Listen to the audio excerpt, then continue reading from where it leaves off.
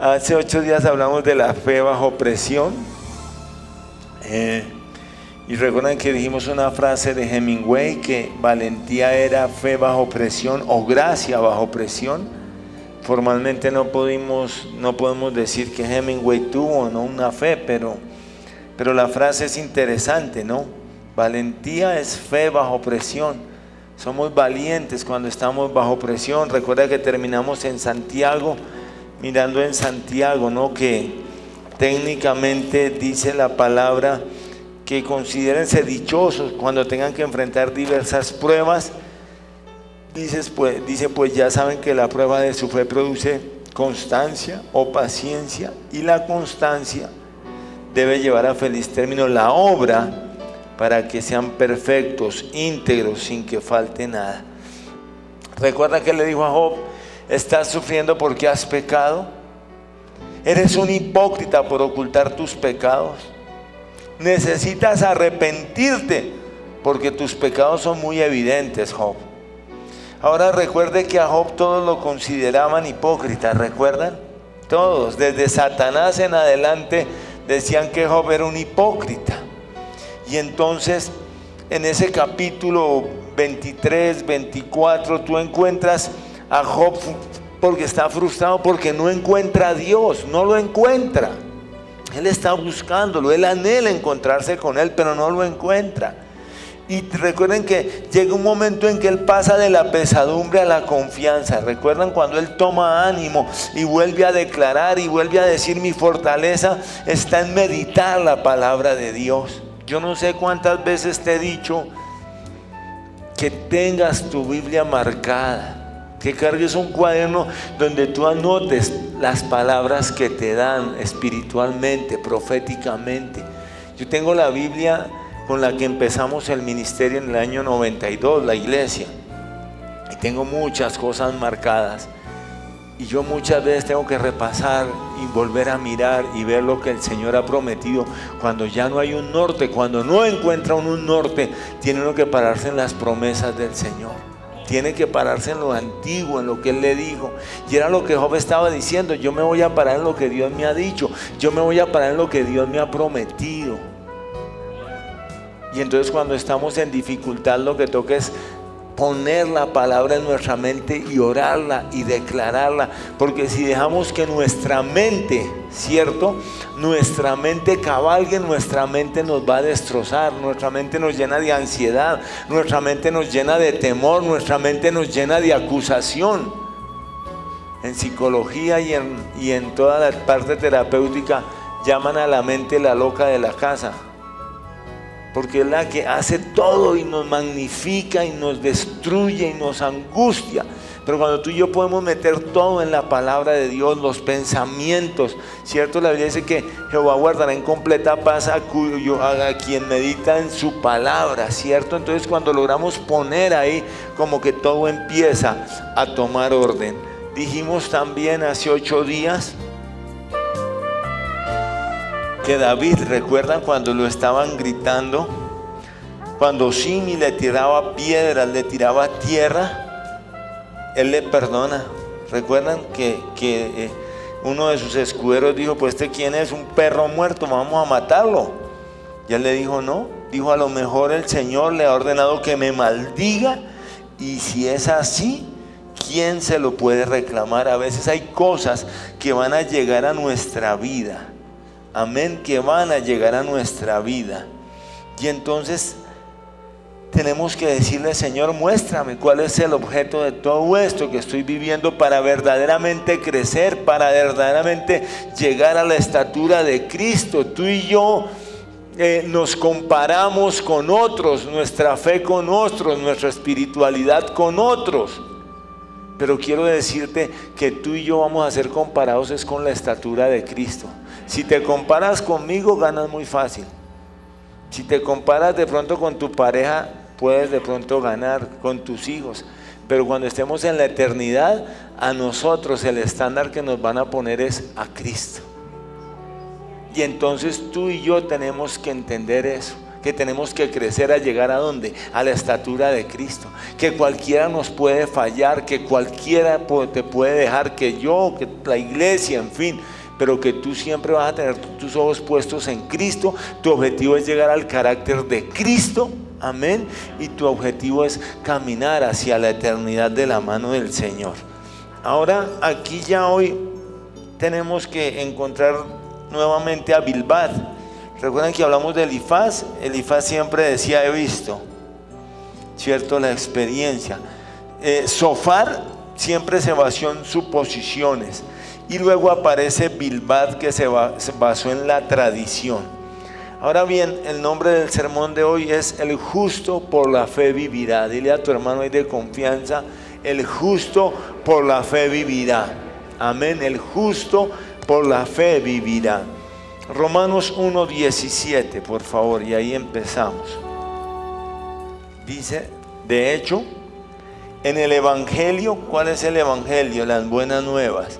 Se revela la justicia que proviene de Dios. Vea, la justicia que proviene de Dios, que la cual es por fe desde el principio hasta el fin. Tal como está escrito, el justo vivirá por la fe. Entiéndeme una cosa, nosotros hablamos hace 2 o 3 semanas de la redención, ¿cierto? Fuimos redimidos, ¿cierto? Cristo es nuestro pariente más cercano, nuestro único y verdadero amigo. Ahora bien, esa es la parte de la redención. Cuando tú y yo somos redimidos, lo siguiente que viene es la justificación. Justificación. Amén. Y ahí es cuando yo soy limpio a través de la sangre de Cristo, ¿cierto? De mi pecado, de mi maldad. La Biblia dice desde el Antiguo Testamento que sin derramamiento de sangre no hay remisión de pecados. ¿Correcto? Alguien tenía que derramar la sangre. En el Antiguo Testamento pues eran los becerros, ¿cierto? Puros, sin mancha. Pero en el Nuevo Testamento fue nuestro Señor Jesucristo. Tú y yo no tenemos ninguna posibilidad nosotros de ser justos, pero nosotros fuimos justificados. Te lo voy a explicar con un ejemplo sencillo. Tú ves que cuando hay un trancón, ¿cierto? Y viene una ambulancia tratando de pasar, el señor de la ambulancia, el conductor, puede pasar el semáforo en rojo. Tú los ves que ellos se pueden meter en la calzada de Transmilenio. Es que hay una causal de justificación, ¿correcto? Ellos están justificados por la ley para hacer lo que están haciendo. Ahora, cuando tú y yo fallamos, cuando tú y yo pecamos, ¿cierto? Nosotros no tenemos ningún mérito. La excepción, ¿quién la da? Cristo, porque como estamos en Cristo, ¿cierto? Él nos redimió de nuestro pecado, Él nos redimió de nuestra vana manera de vivir y Él nos justificó. Amén. Entonces es una forma en que la ley permite de que a pesar de que estoy fuera de la ley, yo continúe estando en la ley. Y eso lo hace nuestro Señor Jesucristo. Por eso la palabra dice que el justo vivirá ¿qué? Por fe. Yo sé que soy incapaz de cumplir la palabra. Yo sé que no tengo mérito para llegar al trono de la gracia. Yo sé que no hay ninguna virtud en mí. Pero dice que la fe, ¿cierto?, hace que yo pueda vivir por la fe a través de la justicia que recibí ¿en quién? En Cristo Jesús. Amén. Así como el de la ambulancia pasa el semáforo en rojo, se mete al carril de Transmilenio, que no podría hacerlo en un carro normal y corriente, nosotros sin Cristo no podríamos hacer nada de eso. Entonces fuimos justificados, fuimos perdonados. Ahora mira que él dice que la justicia, ¿cierto?, proviene de Dios, dice, la cual es por fe de principio a fin. ¿Recuerdan a Abraham? Abraham fue justificado, ¿por qué? La Biblia lo dice, por la fe.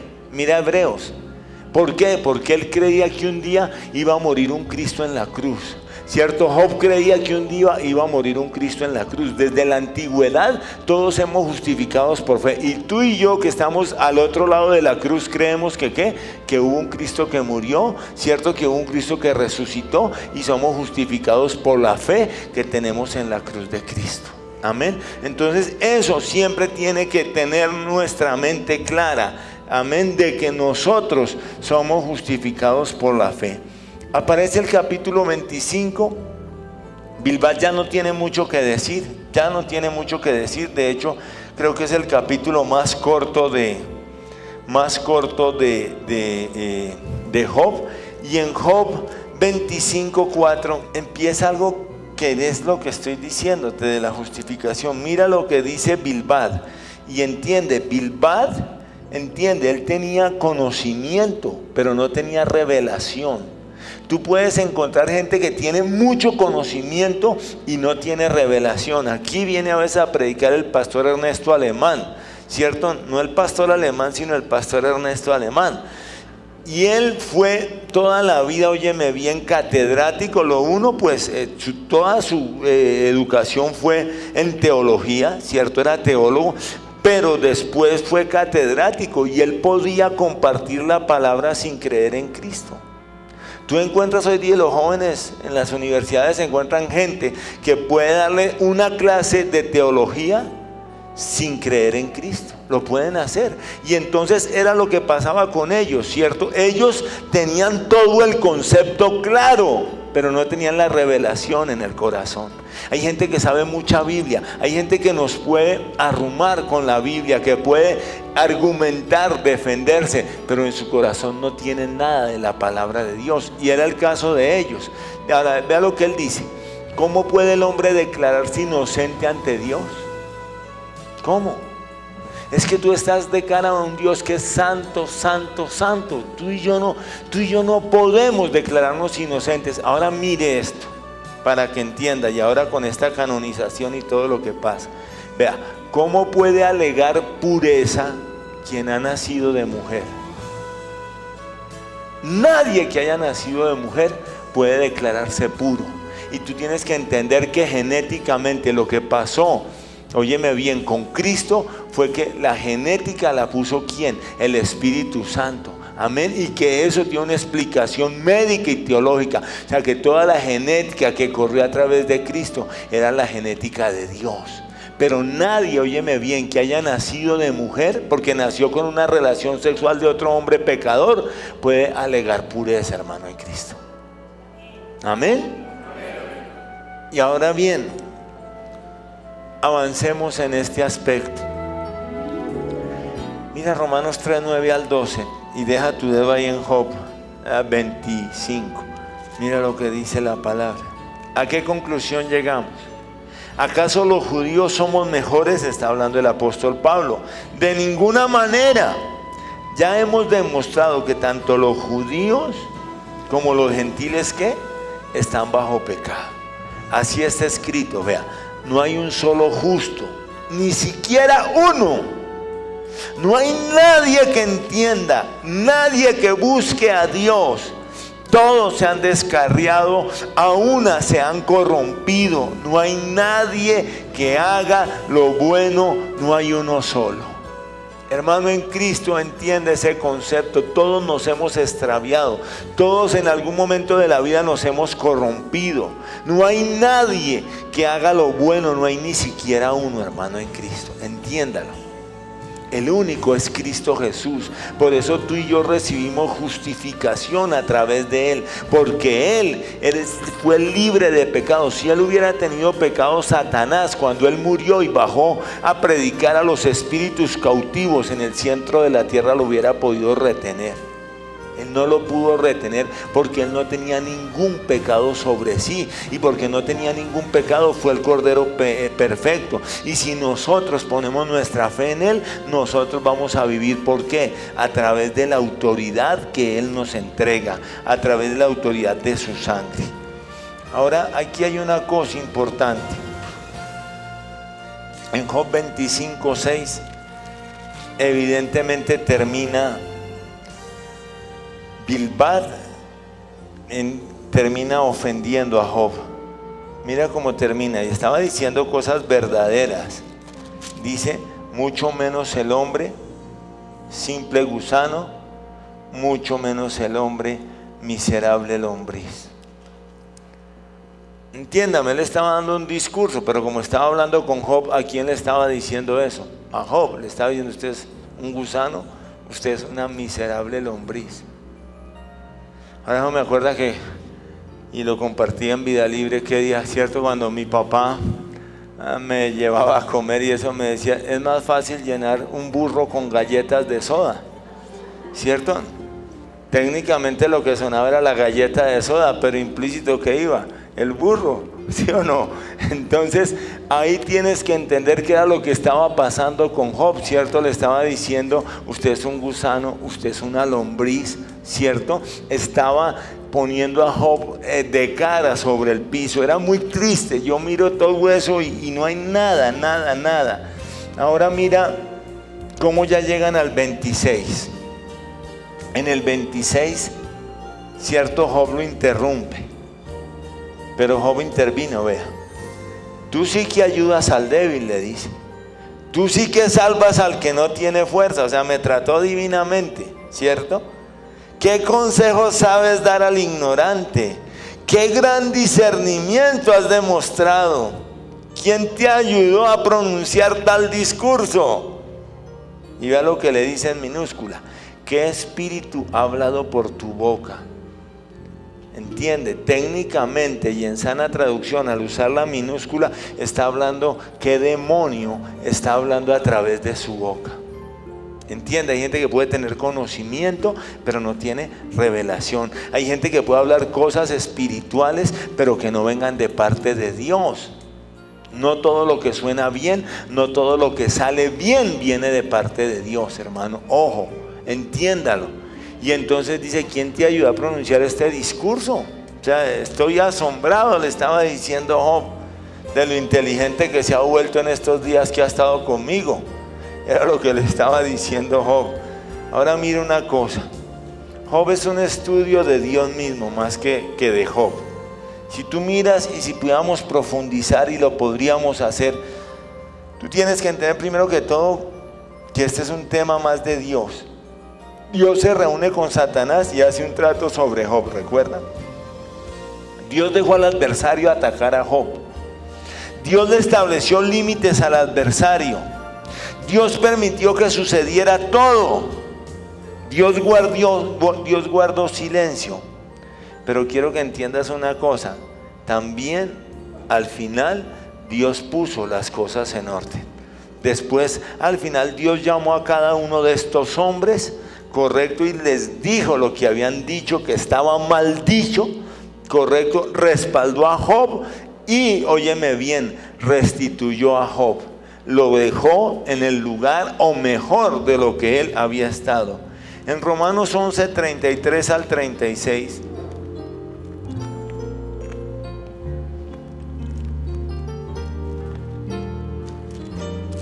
Escuche esto. Qué profundas son las riquezas de la sabiduría y del conocimiento de Dios. Qué indescifrables sus juicios e impenetrables ¿qué? Sus caminos. ¿Quién ha conocido la mente del Señor? ¿O quién ha sido su consejero? ¿Quién le ha dado primero a Dios para que luego Dios le pague? Porque todas las cosas proceden de Él y existen por Él y para Él. A Él sea la gloria por los siglos de los siglos. Amén. Ahí está diciendo amén. Démosle alabanza al Señor.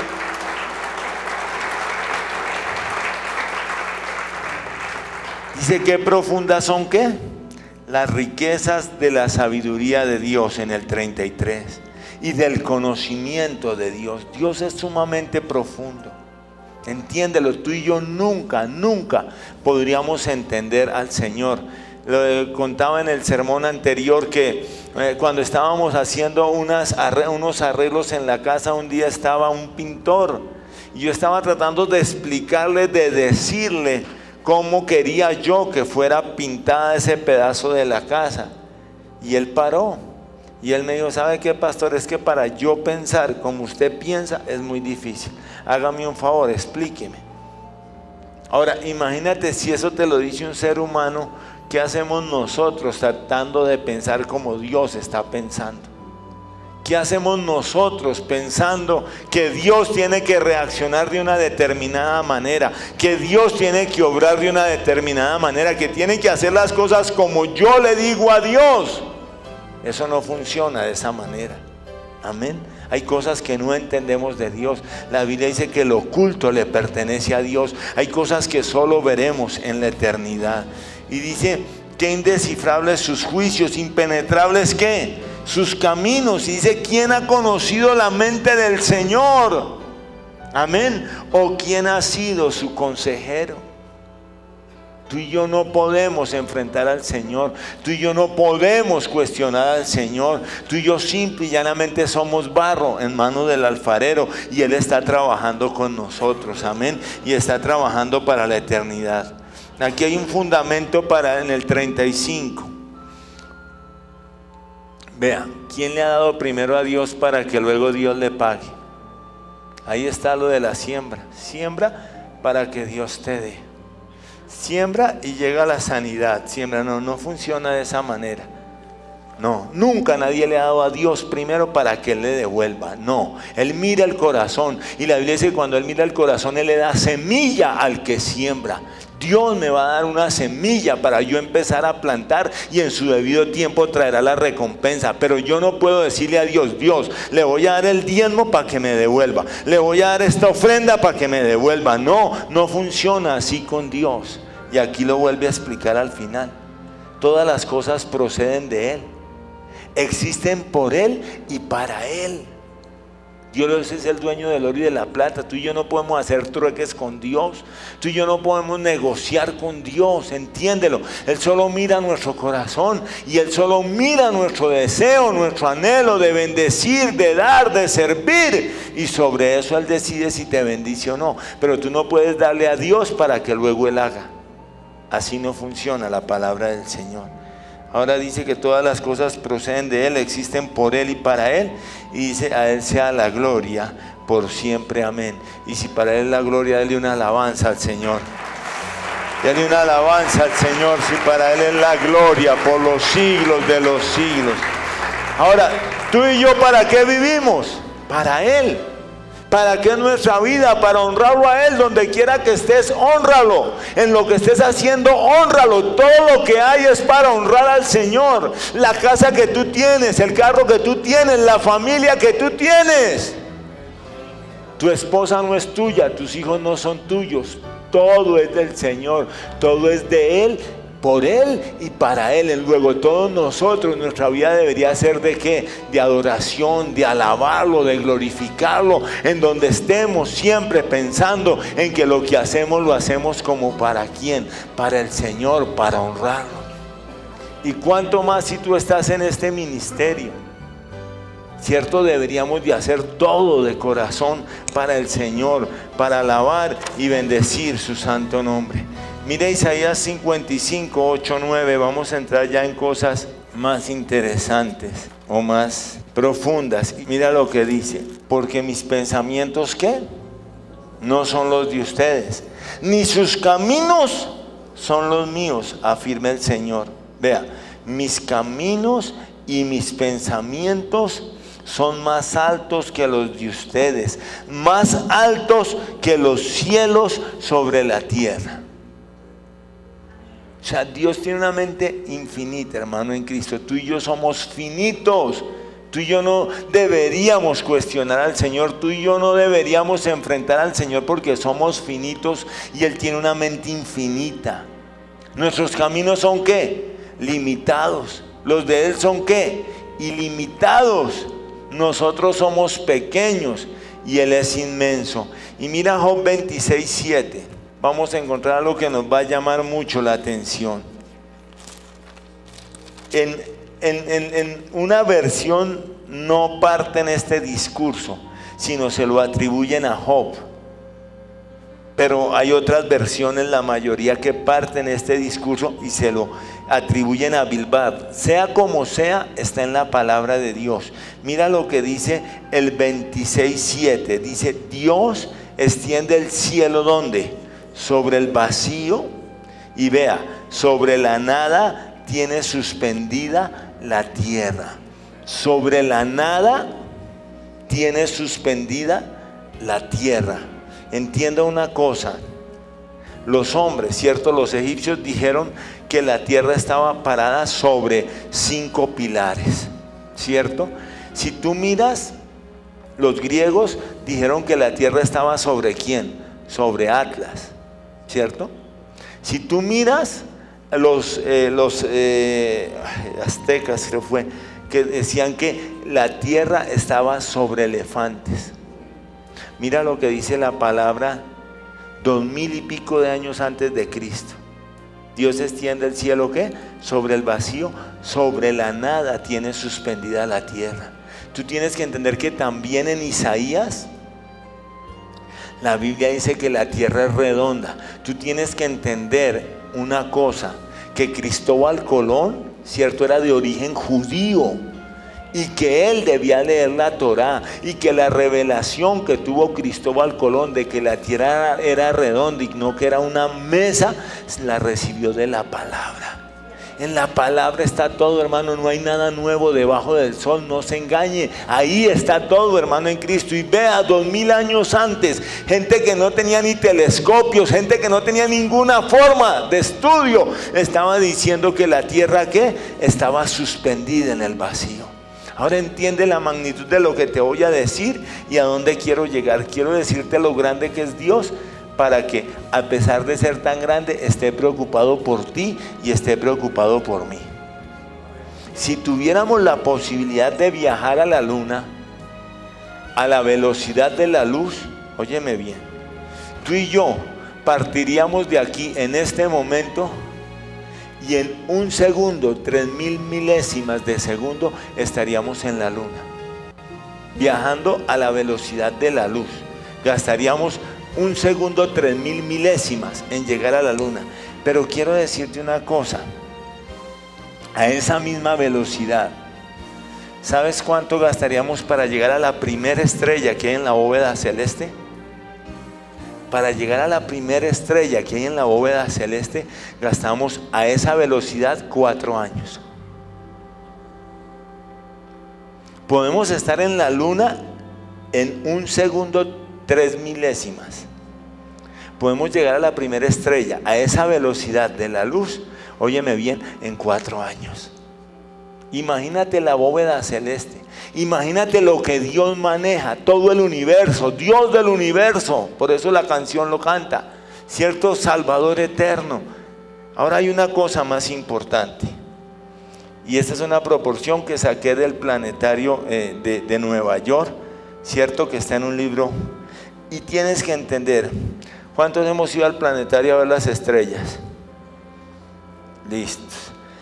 ¿Recuerdas la bóveda que hay en el planetario? Guardando esas dimensiones de esa bóveda, óyeme bien, de esa bóveda que hay ahí, guardando todo en esa dimensión de lo que está dibujado ahí, tienes que entender, ¿cierto?, que los 3 planetas exteriores del universo no estarían incluidos ahí en esa proporción.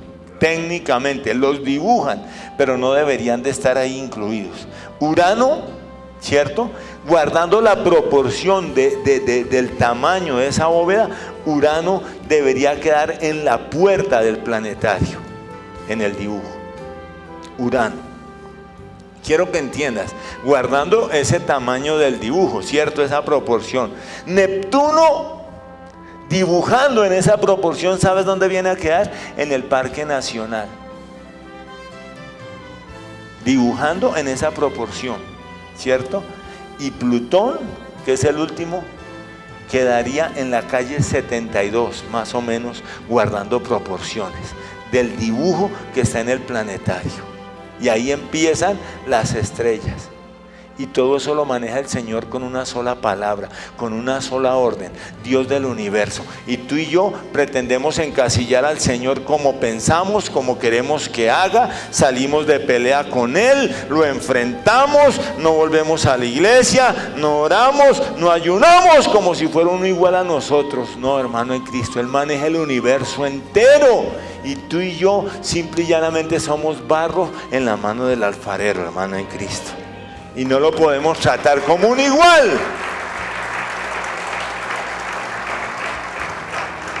Ahora, ¿ya viajaste al universo? ¿Ya tienes idea que somos nosotros en el universo?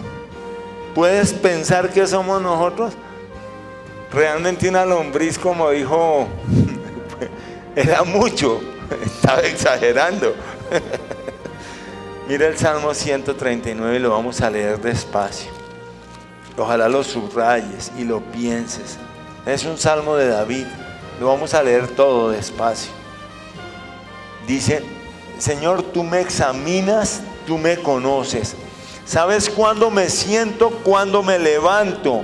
Aún a la distancia me lees el pensamiento. Mis trajines y descansos los conoces. Todos mis caminos te son familiares. No me llega aún la palabra a la lengua, cuando tú, Señor, ya la sabes toda. Tu protección me envuelve por completo, me cubres con la palma de tu mano. Conocimiento tan maravilloso rebasa mi comprensión. Tan sublime es que no puedo entenderlo. ¿A dónde podría alejarme de tu espíritu? ¿A dónde podría huir de tu presencia? Si subiera al cielo, allí estás tú. Si tendiera mi lecho en el fondo del abismo, también estás allí. Si me elevara sobre las alas del alba o me estableciera en los extremos del mar, aún allí tu mano me guiaría, me sostendría tu mano derecha. Y si dijera que me oculten las tinieblas, que la luz se haga noche en torno mío, ni las tinieblas serían oscuras para ti, y aún en la noche sería clara como el día. Lo mismo son para ti las tinieblas que la luz. Tú creaste mis entrañas, me formaste en el vientre de mi madre. Te alabo porque soy una creación admirable. Tus obras son maravillosas y eso lo sé muy bien. Mis huesos no te fueron desconocidos cuando en lo más recóndito era yo formado, cuando en lo más profundo de la tierra era yo entretejido. Ahí para un segundo. Pues te digo, tú puedes ser un error de alguien, pero no un error de Dios. Amén. Sigo. Tus ojos vieron mi cuerpo en gestación. Todo estaba ya escrito en tu libro. Todos mis días se estaban diseñando, aunque no existía uno solo de ellos. Cuán precioso, oh Dios, me son tus pensamientos. Cuán inmensa es la suma de ellos. Si me propusiera contarlos, sumaría más que los granos de la arena. Y si terminara de hacerlo, aún estaría a tu lado. ¿Qué tal ese Dios hermoso? Oh Dios. Y ahí sigue: si le quitara la vida a los impíos, si de mí se apartara la gente sanguinaria, esos que con malicia te difaman y que en vano se rebelan contra ti. ¿Acaso no aborrezco, Señor, a los que te odian y abomino a los que te rechazan? El odio que les tengo es un odio implacable. Los cuento entre mis enemigos. Y ahí es cuando termina: examíname, oh Dios. ¿Qué dice? Sondea mi corazón, ponme a prueba, sondea mis pensamientos. Fíjate si voy por mal camino y guíame por el camino eterno. Amén y amén. Démosle alabanza al Señor.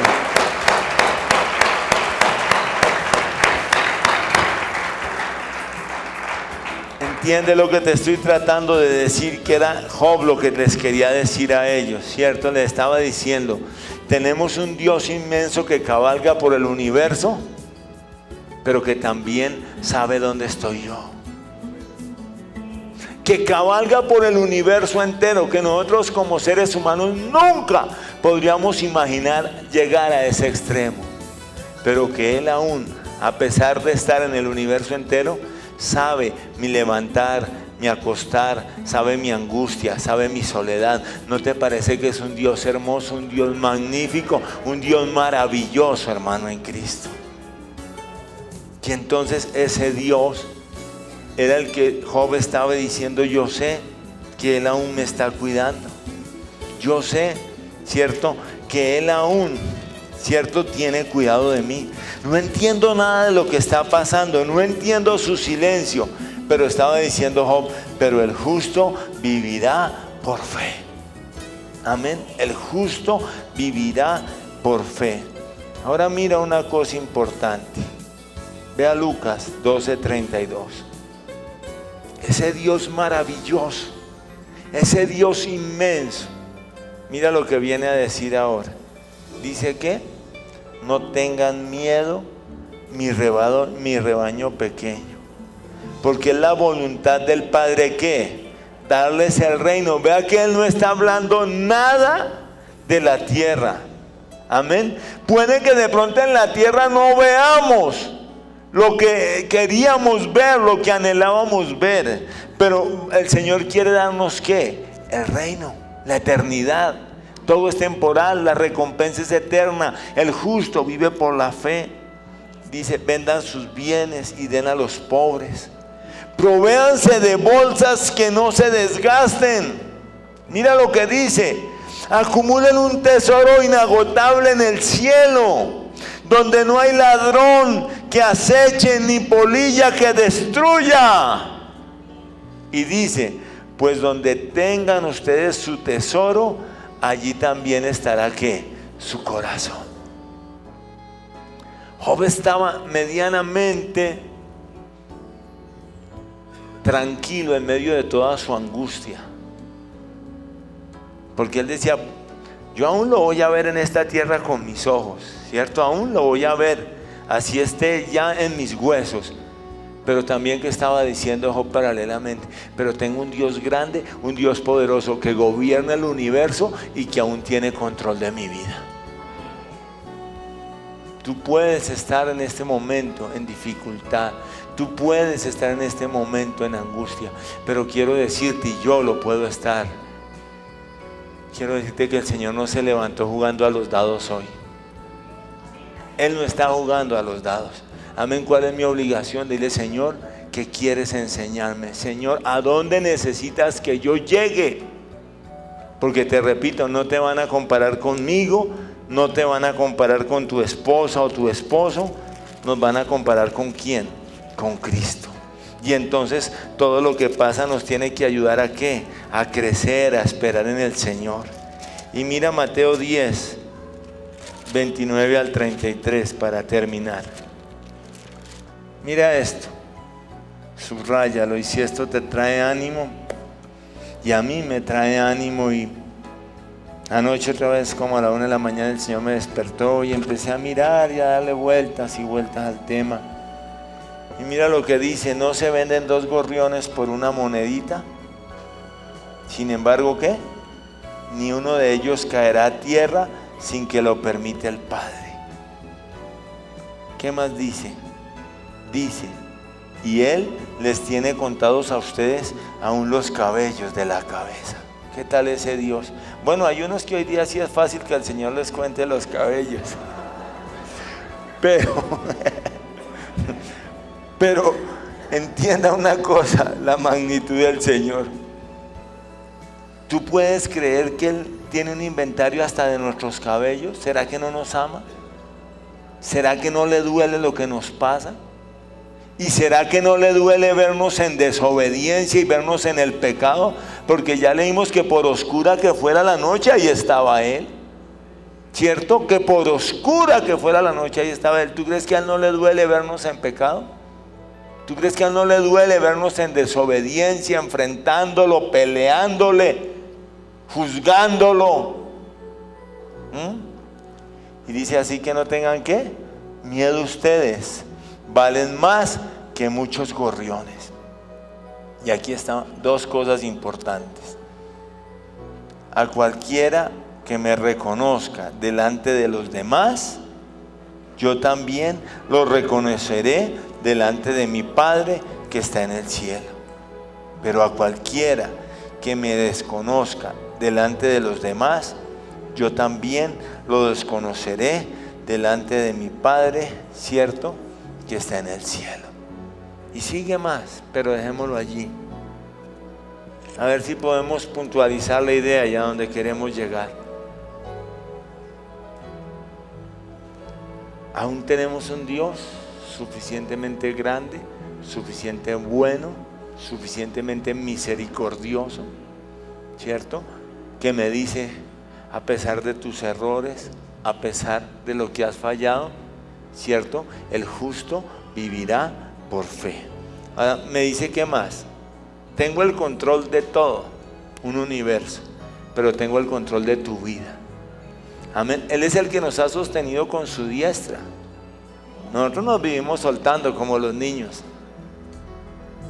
¿cierto? A soltarnos cada rato, a que no. Y el Señor es el que nos ha sostenido siempre. Si no hubiera sido por el Señor, ¿dónde estaríamos hoy día? ¿Cierto? Con nuestra fe tan débil, con nuestra forma de ver al Señor, de ver el Evangelio. Cuando yo miraba la vida de esos hombres muriendo ahí en silencio mientras los pateaban, los golpeaban, les rociaron gasolina, trajeron unas ramas prendidas, ellos en silencio, guardando silencio. Porque ¿sabes qué?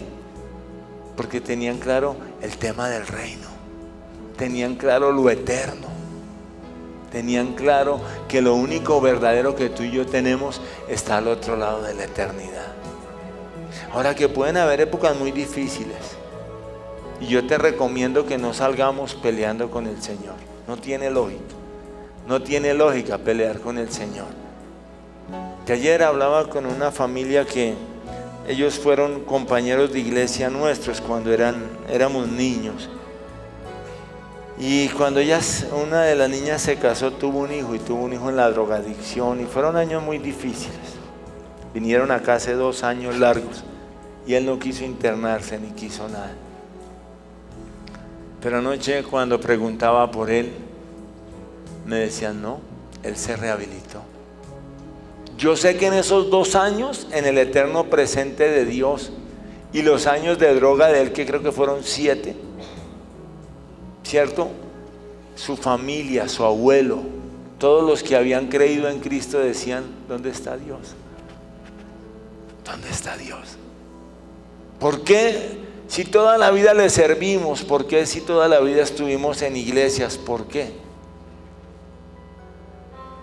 Pero quiero decirte que simple y llanamente Dios aún tenía el propósito. Y el justo vive por fe. Y si tú has creído en Cristo, y si tú has vivido para Él, sigue viviendo en tu fe. Así no veas nada, así no veamos el norte, así no encontremos la salida.